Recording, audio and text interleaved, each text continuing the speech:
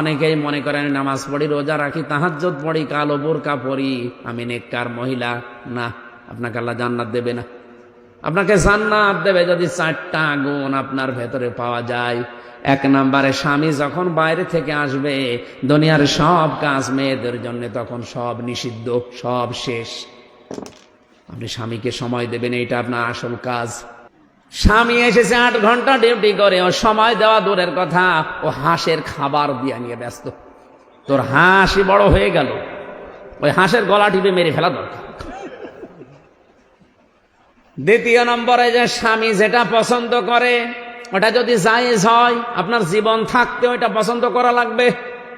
স্বামী যদি পছন্দ করে যে আপনি হাতা কাটা ব্লাউজ গায়ে দিয়ে স্বামীর সামনে থাকেন, কোনো অসুবিধা নেই। স্বামী যদি পছন্দ করে আপনি চুল ছেড়ে দিয়ে স্বামীর সামনে থাকেন, কোনো অসুবিধা নেই। আরো যতগুলো চুল আপনার স্বামী দেখবে অতগুলো সওয়াব হবে।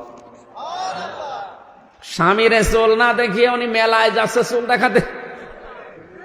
যত পুরুষ মানুষ আপনার চুল দেখবে, আল্লাহর কসম প্রতিটি চুল কিয়ামতে সাপ হয়ে আপনাকে কামড় দেবে।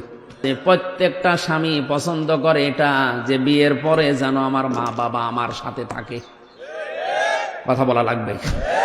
কিন্তু আজ 100টার 98টা বউ এটা চাই না। কথা বলুন। এই জন্যই তো বৃদ্ধাশ্রম তৈরি হচ্ছে, এই জন্যই তো আলাদা হওয়ার সিস্টেম বাড়তেছে। খালি বারবার শ্বশুর বাড়ি থেকে ওরে বুদ্ধি দেয়, আলাদা থাক, আলাদা হয়ে যা, ভালো খেতে পারবি। আরে বেটা, ওর পেছনে আজ 25 বছর শ্রম দিলেও যে বুড়ো বুড়ি, তারা এখন ডিলেট। 3 নম্বরে, স্বামীর সম্পদ এবং তার সন্তানকে দেখে শুনে রাখবে, ইসলামের পথে চালানোর জন্য চেষ্টা করবে।